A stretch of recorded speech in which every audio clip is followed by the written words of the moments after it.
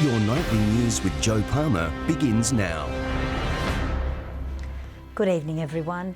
Heart-wrenching evidence on the final days of elderly residents has been heard at the Royal Commission into Aged Care in Hobart. Past and present employees of Southern Cross Care told the hearing how staffing cuts impacted care at one site in the northwest. Southern Cross Care in the crosshairs.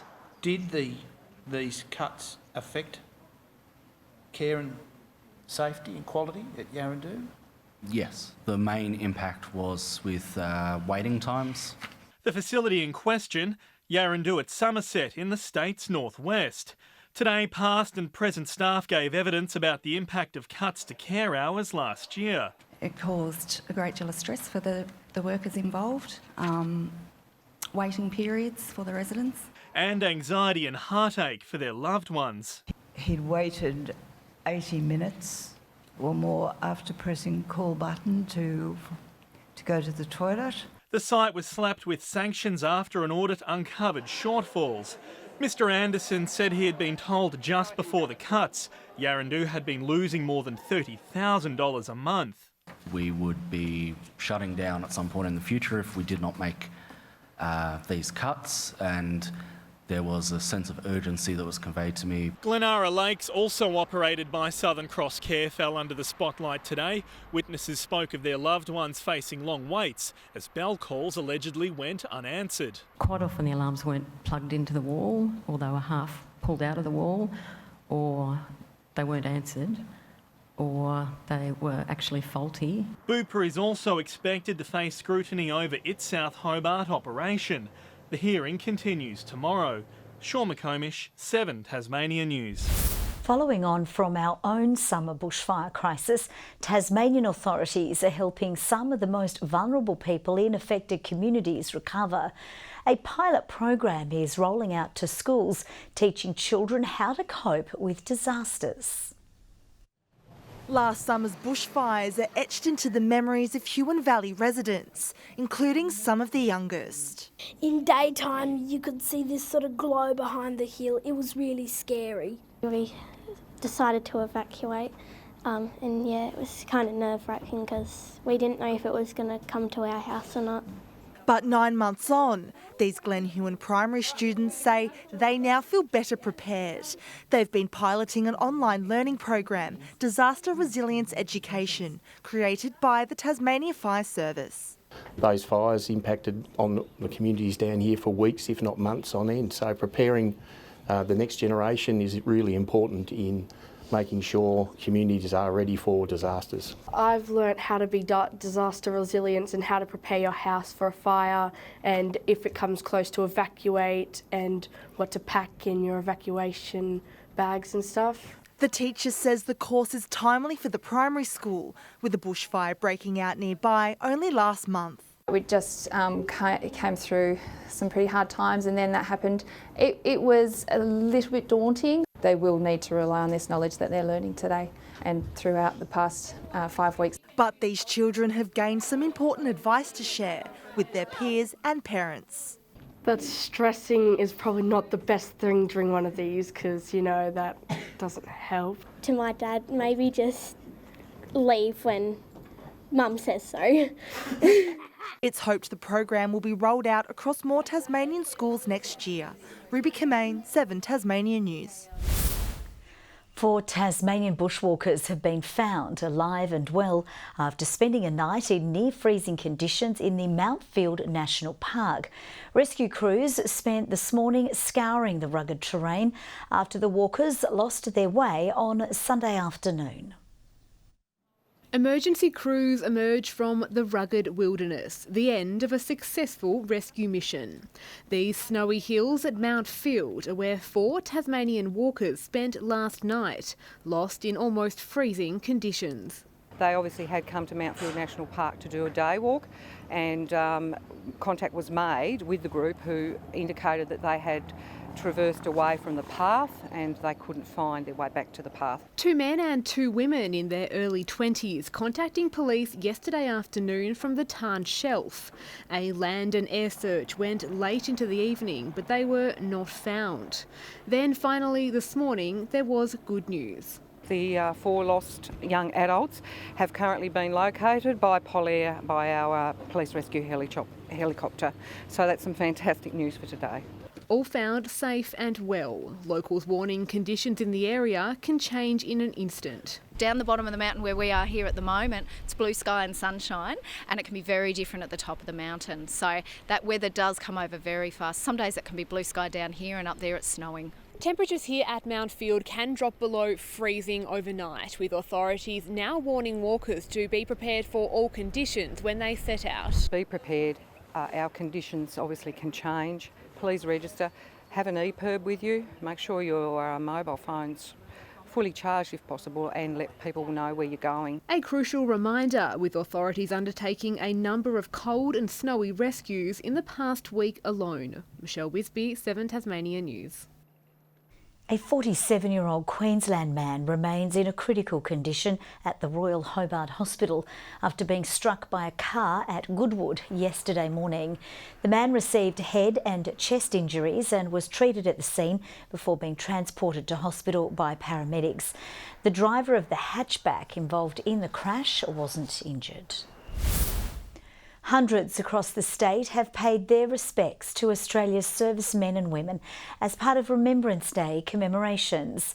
Tasmanians pausing to remember the end of World War I. On this day 101 years ago, the sounds of the battlefield fell silent.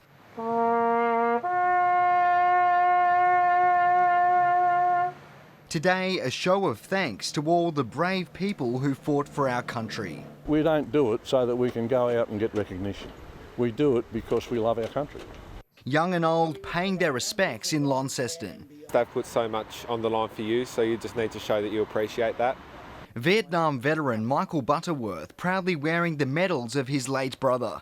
This is the first Remembrance Day the two haven't stood alongside each other at the 11th hour. Well, it's the first time I can truly remember Harry, and it's getting to me. For many, today is a tribute to those who have not only served for their country in war, but to the 102,000 Australians who never returned. Those figures are just that and do not fully describe the horrors of trench warfare, of being gassed, of the mind and body shattering impacts of heavy artillery. At ceremonies in Hobart, there was excitement from the land and from the air. A sentiment shared 17,000 kilometres away in the UK, this military plane releasing hundreds of poppies into the sky.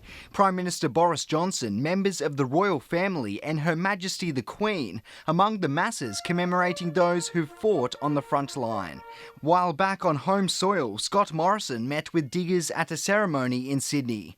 But the new guard is hoping the PM will open his eyes to the everyday battle gripping returned servicemen and women. 41 deaths in Afghanistan alone, but between 2000 and 2016, over 373 suicides. We need to do something about it. Garth Burley, 7 Tasmania News. And if you or anyone you know needs help, you can contact Lifeline on 13 11 14.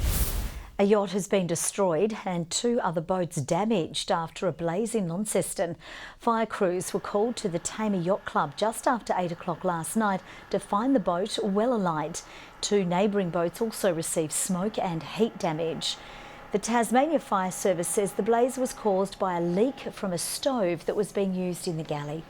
Around $150,000 worth of damage was caused to the 3 boats.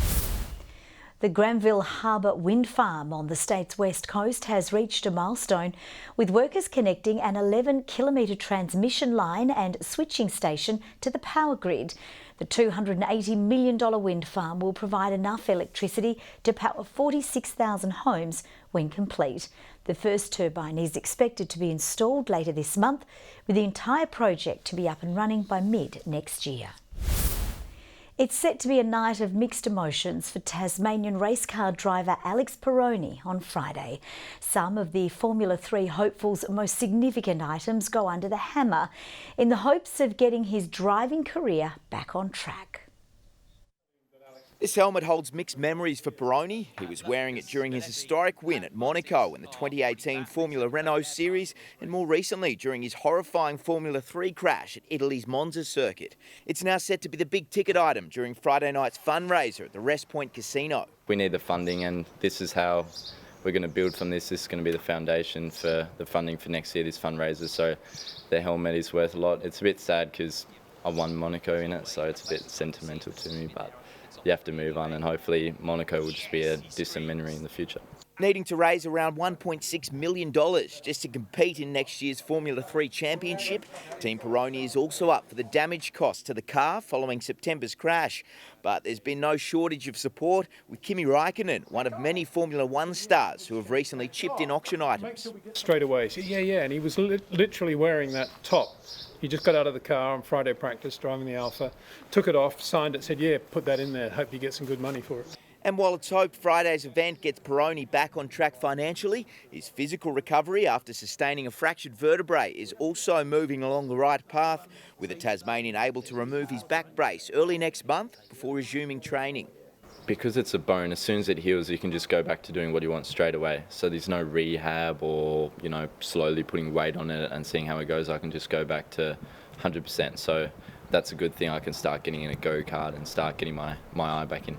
Perroni also hopes to re-sign with Team Campos for the 2020 F3 Championship by the end of the year, with many still predicting big things for the 19-year-old's future. It's very difficult to make it, but all the signs are that he has the talent to make it. He's as good as most of the guys in Formula 1, if not better. Tom Cooper, 7 Tasmanian News. Tasmanians can now keep track of their own personal health records from their pockets thanks to a new phone app launched today. The electronic tool was created and developed in the state to help all Australians manage their health. Scrolling through a new online health tool with a bit of help from smaller hands. This Hobart mum of 2 says keeping on top of her children's records can be a struggle. So keeping on track 2 of them is definitely a fun exercise that keeps myself and my partner on our toes. This is set to get a little easier with a new smartphone app called Snug launching Australia-wide today. Health information across a lot of different surgeries or clinics or GPs, just trying to get an understanding of what your record is. It's been really hard, so this app's there designed to break down the silos and give people access to their health information. Developed in Tasmania over the last 3 years, with help from local doctors and health professionals. We connect with My Health Records, so the ability to pull down information like your immunisation schedule, prescriptions for your medications, for you to be able to upload appointments for your next GP visit. The online tool also contains a blue book, allowing parents and carers to stay on top of children's data and immunisations. It makes life a lot easier. There's enough to do without trying to find the blue book and remember to take it to doctor's appointments. So having it all there and I'm assuming it'll be easier for medical practitioners as well. The app is available for Apple and Android devices. Ruby Kamain, 7 Tasmanian News. It's been a horror start for the Tasmanian Tigers in the opening day of their Sheffield Shield clash against South Australia. A pair of centuries from Jake Weatherald and Henry Hunt has seen the home side sitting at 1 for 359 at stumps a short time ago. Chasing their first win of the tournament, Redbacks openers Jake Weatherald and Henry Hunt got the home side off on the right note at the expense of the Tigers' quicks. Nicely played. That's one of the shots of the day. Jake Weatherald. The pair dashing any hopes of an early breakthrough, proving unshakable at the crease. Weatherald soon had a half-ton to his name, but he was just getting started. Weatherald slashing, beats point, and that ball is going to race away. It's a carpet out here at Adelaide Oval. Hunt notching up his own 50 in style as the Tigers' attack struggled to find an answer for the inform openers. And with national test spots still up for grabs, Weatherald sent a clear message to selectors with another domestic first-class century as the Redbacks' first innings total continued to soar. Hunt rubbing further salt in the wounds, helping to cap off a day to forget for the visitors. Good evening. Temperatures today range from 1 on Mount Wellington to the top today of 26 recorded by Dunelly, Campania and Hobart. The northern centre's a fair bit cooler. Launceston and Burnie 17, Devonport 16 degrees. The east and southeast had warmer weather linked to the northwesterly airstream. Bushy Park 25, Friendly Beaches and Ouse 23, Flinders Island 19 today, King Island and St Helens 18, Strawn and Smithton 17, Low Head and Lyoweeney 16 degrees. The clearer skies were found over the south and east, mainly high cloud over the north and west of Tasmania. That front there moving to the west coast. A band of cloud with that cold front is there to the west, with cold unstable air spiralling around a low to our southwest. A high provides cloud-free skies over most of the mainland, some convective low cloud over WA and parts of the Northern Territory. Tomorrow the cold front will move to our east, crossing the southeast of the mainland as well. A high will form to the south of Western Australia and a low pressure trough over northern climates. Winds west to southwesterly at 20 to 30 knots, but possibly up to 35 knots over the northeast late morning. Swells to 5.5 metres in western and southern waters. A gale warning from Cape Portland to St Helens Point, and a strong wind warning for remaining coastal waters. We also have a bushwalkers alert for the western and central plateau areas. Tuesday for Hobart, a top of 15 after 26 today with a shower or two. 15 for Adventure Bay, becoming windy as well, and 9 the high for Tarraleah. Launceston up to 16 degrees with an early shower clearing. Shower or two for Devonport, 15 the top, and 15 also for Bridport with a windy afternoon. Burnie a shower or two, becoming windy, 14 the high, 13 for Strawn and 12 for Marrawar. Is this November or August? I don't know. 18 for St Helens with a morning shower. Swansea 17 degrees along with Whitemark. Now, UV at 7s and 8s right across the state for tomorrow. On Wednesday, showers over the west, far south and Bass Strait, increasing over the west with light falls elsewhere. Possible light showers on Thursday, only a little over the east coast. And on Friday, a drop of snow to 700 metres with most of the showers over the west and south. Sunny and 33 in Perth. Now there's some weather. A cloudy 17 in Adelaide, 17 just for Melbourne with a few showers there. Windy over Canberra and Sydney, 37 tomorrow for Sydney, and a sunny day forecast for Brisbane.